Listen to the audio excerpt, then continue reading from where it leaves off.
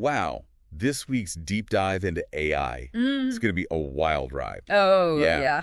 Seriously, I mean, you've sent over a ton of articles. A lot going on. And it seems like everyone from like tech giants to, local governments are all trying to figure out this whole AI thing. Yeah, it really is. Like the tech equivalent of finding a baby velociraptor in your backyard, That's a good one. Equal parts fascinating and, Yeah. oh, wow, how do we handle this responsibly? Exactly.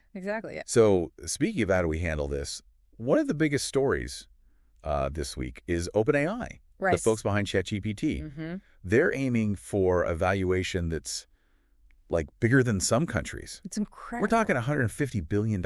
Yeah. And there's even talk of them shifting away from their nonprofit status. Huge. So what do you make of that? What's going on there? Well, I mean, it's a huge signal, wouldn't you say? Oh, It's like the AI gold rush is on Yeah. and everyone's trying to stake their claim. Yeah. And this shift, if it happens, it could mean, prioritizing profits over maybe the ethical considerations or like the slower pace of a nonprofit. Right. But it also shows just how much confidence investors have in AI's potential to be, huge E. Yeah, I mean, it's interesting because OpenAI is not alone in this race, right? We've got Google and Meta jumping in with all these new AI video tools. Crazy, right? I mean, you sent over an article about Google's latest project, and it was talking about searching the web using your camera. Oh, yeah, I saw that one. What is that? It's wild, right? It's like an evolution of computer vision, Right. but it's moving beyond just, identifying objects to actually understanding, like processing and responding to what it sees. Wow. I mean, imagine like pointing your phone at a landmark, right? And instantly getting its history, nearby restaurants, even like ticket prices for events happening there. See, that's incredible. It's pretty amazing. And a little bit Black Mirror-esque. Just a tad, yeah. Yeah, just a little bit. A little creepy, but amazing. Yeah, but it makes you think, like, this technology could completely change how we interact with the world. Absolutely. I think it's going to be huge. It's mind-blowing. That's what makes this whole thing so fascinating. Yeah. We're not just talking about lines of code here, but a fundamental shift in how we live, how we work, even how we vote. Well, and speaking of voting, because you mentioned that Yeah. you sent over some stuff this week, and it kind of painted a pretty stark picture of AI's potential role in the 2024 election. Right. There was one article, I think it was from the intelligence community, that was warning about Russia, China, Iran, the usual suspects, possibly using AI for election interference. Yeah, that's a big concern. And then on top of that, you got that situation in South Korea with deepfakes Oh, right. Yeah. causing chaos. Oh, wild. So it's like, how do you even combat that? It's really tough, It highlights the dark side of all this. Yeah. Because imagine AI that can generate fake news articles or videos that are so convincing that they could actually sway public opinion. Yeah. It's a whole new level of misinformation warfare. So, I mean, that being said, what is actually being done about this? Well, some are trying to tackle it. Okay. There's that article you shared, I think it was about the U.S. government Right. urging agencies to use existing regulations Right. for AI development. Essentially, like, let's not wait for Congress to catch up. Exactly. It's got to move faster than that. Right, because who knows how long that'll take. Who knows, right? And then there was Senator Warner calling for a Geneva Convention for AI in warfare, I saw that. which sounds like something out of a sci-fi movie, to be honest. It does. But it shows how seriously people are taking this. Right. It's not just a hypothetical anymore. It's real. It makes you wonder if we're at a turning point Maybe we are, yeah. where AI is no longer just a tool, Mm-hmm.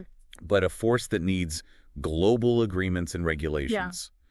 Just like, nuclear weapons. Yeah, I think it's a fair comparison. It's crazy to think about. It really is. And it's not just on, like, the global stage either, right? Right. It's interesting to see this AI thing popping up in, like, local news, too. Yeah. You had that article about how different cities are handling AI.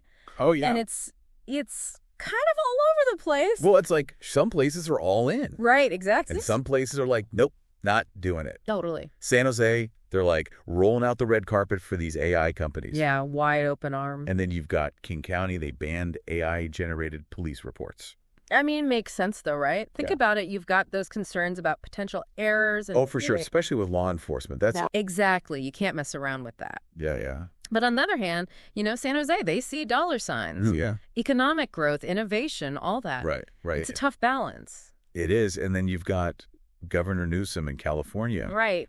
He vetoed that bill, I think it was, to regulate large language models. Interesting. Saying that the rules need to be more flexible, kind of keep up with the times. It's like, how do you regulate something that's constantly changing? Right. Exactly. But even with all that uncertainty, stuff is happening at the federal level. Yeah, well, the government can't just sit back and do nothing. Exactly. And they aren't. I mean, you sent that piece on the OMB. Oh, yeah. Releasing new guidelines for how government agencies should buy AI. Yeah, it's interesting, right? Because you've got like a whole checklist. Responsibly managing risks, promoting competition, Yeah, all buzzwords. It seems like they're really trying to make sure that doesn't go off the rails. That it benefits everyone. Right, exactly. Not just a select few. It's got to be for the people, right. Right. And that includes the workforce, too. Oh, for sure. The federal workforce. Definitely. There's a big push now. Upskilling. For upskilling, for training. Getting ready for the future. To prepare for this future where AI is just... part of the job. Part of the job. Your new coworker. Right, exactly. And... I mean, it makes sense when you think about it. It's not robots taking over. Right. It's about working together. It's about streamlining those tasks. Exactly. Freeing up those human workers. Let the humans be creative. Right. To focus on more complex, more creative things. Exactly. The stuff AI can't do. Yeah. And I mean, you sent over a really great article about AI being used to actually improve breast cancer screenings. Oh, yeah, that was a good one. Which I thought was fascinating. It's a great example of like the positive side of all this. Right. Imagine a technology that can find those tiny, tiny things that even the best doctors might miss. Yeah. This isn't about replacing doctors. It's about giving them better tools. It's like having a superpower. Right. Exactly. That can analyze mountains of data and be like, hey, this needs a closer look. And that's huge, right? Potentially saving lives. Absolutely. It's pretty amazing when you think about it. But of course, any new technology, there are concerns. Of course, there's always a flip side. The job market. Yeah, that's the big one. You shared that report? Oh, from the Economic Policy Institute. Economic Policy Institute, yeah. Right. That really digs into all this. It's something we can't ignore. Right. We can't just get swept up in the excitement. Right. We have to think about the human side of all this. Right, because we don't want to leave people behind. Exactly. It's about making sure that everybody benefits. Absolutely. Everyone deserves a piece of the pie. And that we're not, furthering inequality. Oh, yeah. We got to lift everyone up. Right. And that comes down to training. Yes. Upskilling, lifelong learning, all of that. Because what's hot today could be gone tomorrow. Could be obsolete tomorrow. Exactly. Got to stay adaptable. It's like trying to learn the rules of a game that's constantly changing as you play. That's a perfect way to put it. Constantly changing. It's like almost like you're trying to learn the rules and the rules are constantly changing. Oh, yeah. Constantly evolving. Exactly. And that's where that whole idea of constantly learning new things is so important. Right. Lifelong learning, staying adaptable.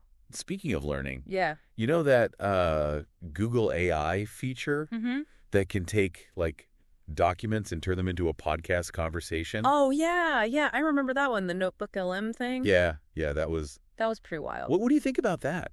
Because I mean, essentially it takes information, processes it, and then delivers it in a way people actually want to listen to. That's engaging, that's digestible. Right. Exactly. I mean, think about how helpful that could be. Oh, I know, right? Like for students, researchers, anyone who has to process a ton of information. Right. It's like, how do you make this stuff accessible? Exactly. Then you're talking about OpenAI's Canvas. Oh, yeah, that's a cool one. Which you described as this collaborative AI workspace. Mm-hmm. It's like having an AI brainstorming partner. You could do coding. You could do brainstorming. It's wild, right? It's pretty wild. It's like the AI is actually participating in the creative process. Right. And not just, taking instructions. It's actually contributing. And I mean, the possibilities there, think about design. Oh, design, engineering. Writing, even. Writing, yeah. It's pretty mind-blowing. It feels like we're on the verge of this complete transformation. I think you are, yeah. In the way we work, in the way we create, the way we think, even. Right. And it's exciting, but it's also a little intimidating, right? It's a little intimidating, yeah, because it's like... That's a lot of unknown. It's a lot of unknown, exactly. But that's why we do this, right? Well, that's why we do this. To try to make sense of it all. to have these conversations, to talk about it. To ask the tough questions. Because it's not just about the technology, Oh, right? yeah, it's about us. It's about the choices that we make. The choices we make about how we use it. Do we use it to bridge divides? Right. Do we use it to solve problems? Or do we let it, create more Or make problems? things worse? Exactly. Right. It's a lot of responsibility. It really is. So, I mean, as we wrap up this deep dive, I'm left with this, this sense of cautious optimism. I think that's the right way to be. Because there's so much potential for good. So much potential. But there are also so many things that we just have to be mindful of. We got to be careful. We got to be thoughtful. So, I mean, as we close this out, what's your final takeaway? What do you hope that people listening to this will, walk away thinking about? I want them to remember that the future of AI, it's not set in stone, We're all writing it together right now. Oh, I love that. So stay curious, Yeah. stay engaged, It's informed. and never stop asking what if. Couldn't have said it better myself. There you go. Well, hey, listen, thanks for joining me on this deep dive. Always a pleasure. Until next time, keep exploring and stay informed.